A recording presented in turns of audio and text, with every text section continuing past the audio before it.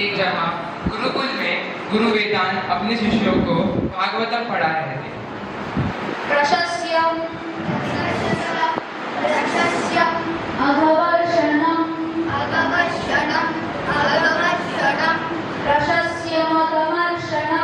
प्रशस्यम अगवर्षणम। ठीक है बच्चों, आज के लिए बस मैंने गुरुजी, क्या आप इस शोधन का कथा बता सकते हो? ठीक है, अगर आप कुछ सुनते हैं तो मैं बोल देता हूँ। तो यही शुरू होता है हमारा गुरु चरित्र।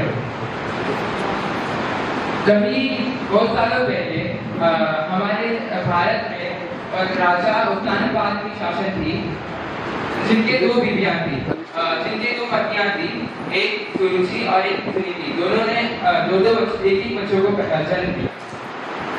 होशियार राजा गिरिराज महाराज उत्तानपाद बता रहे हैं।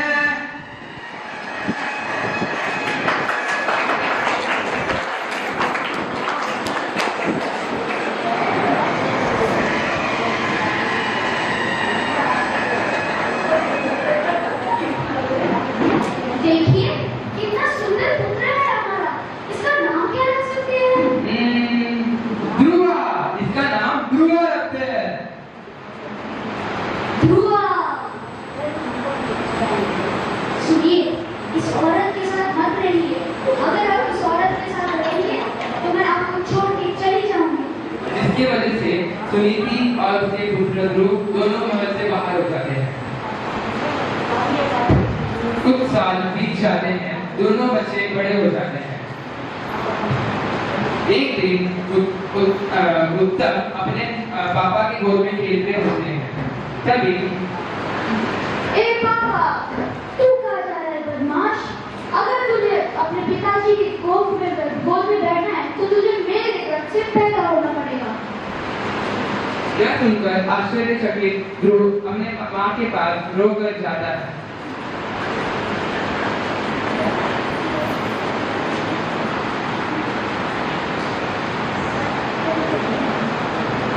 माता, माता। अरे क्या हुआ पुत्र, तू क्यों रो रहा है? सुरुचि मैया मुझे कठोर शब्द कह रहे हैं। अब ध्रुव अपने माँ को सब कुछ कर देता है जो महल में हुआ था। हे भगवान, हमें बचा दो।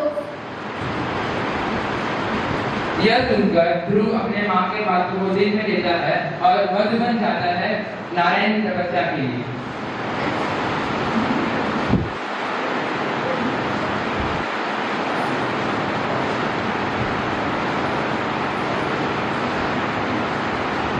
रास्ते में उन्हें मुनि नारद मिलते हैं।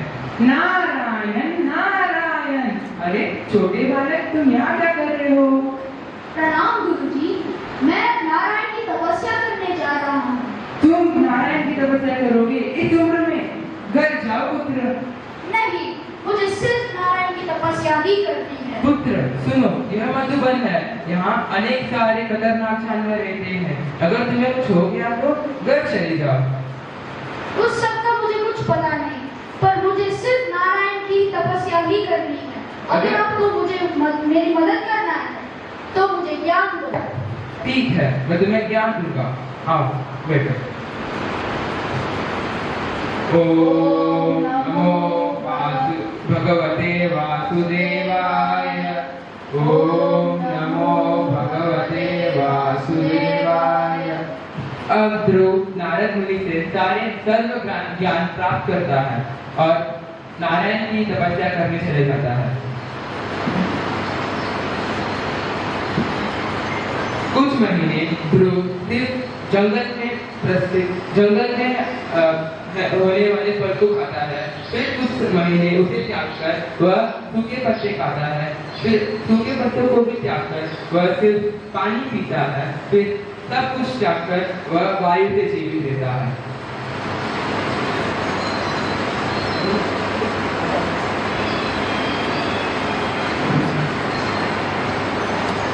ध्रुव की कठोर तपस्या से देवलोक में अधिक ग्रीष्म फैल जाती है, जिसकी वजह से देवताओं को सांस लेने में तकलीफ होती है।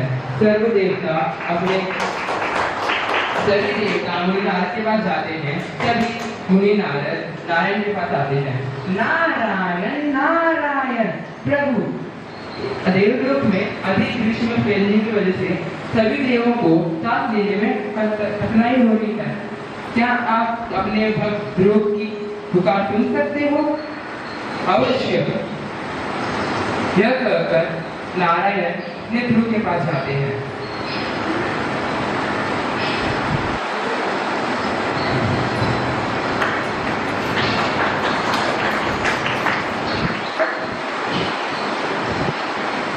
नारायण आते हैं ध्रुव के पास।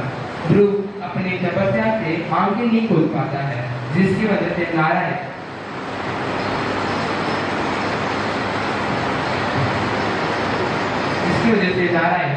उनके मन में जाके उन्हें जगाते हैं। ध्रुव उठ जाओ।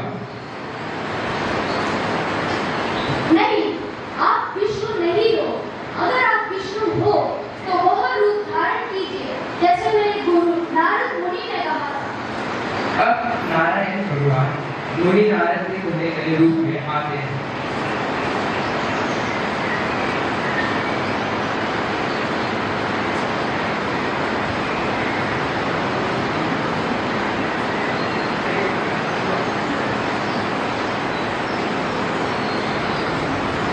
नारायण भगवान आते हैं।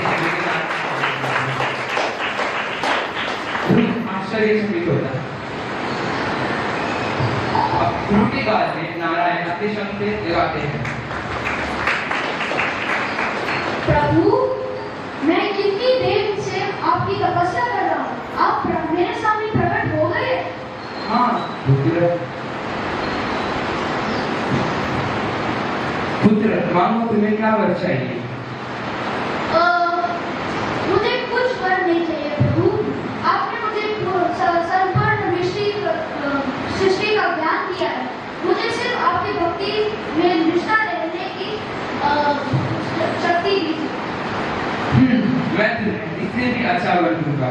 तुम हजारों साल तक शासन में रहोगे और जब तुम मोक्ष प्राप्त करोगे, तुम सबसे ऊंचे पद प्राप्त करोगे जो है ध्रुव तारा।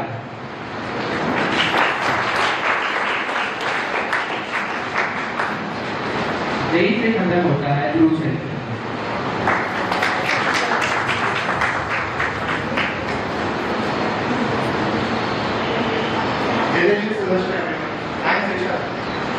I hope you all enjoyed this video. From this story, we and our team has learned so many points, but I would like to share any two of them. The first thing is Dhruva, the small kid. What we all believe is that 50% is of murder and 50% is of God's grace. You all learned it from Muktadan Rama. And now we are seeing an example of the small boy Dhruva here. And the second example is that determination is everything. With determination, we can reach so many good heights. Where the small boy Dhruva has become a Dhruv Tara here. So, by this we can see that Dhruv Tara and the small boy Dhruva, there is a lot of difference. So, with his determination, he has become a Dhruv Tara. Even he cannot reach him. One more thing we have learned, that when Dhruv was in his childhood, Dhruv didn't got his father's love, but his mother told him go and do tapasya. He didn't argue to his mother, and not he thought that why his mother didn't talk to his father. He just thought good and went to Narayan tapasya. Same, we have to behave good with our parents. Never argue with them, because whatever they say are only for our good. Thank you. It is the end of our skit. I'd like to introduce my team members over here. The first thing is Vedant and Aditya. They both have introduced and they certainly our speech will be very good. And the second thing is Cycles. He has played the Lord. He has played the king. And he is Anurik. He has played the main character Dhruva. And Priya, and she played the role Suruchi. and she is Priya. She played the role Suniti, and he is Pranav. He played the role of Uttama, and he has played Lord Vishnu. Let's have a round of applause for the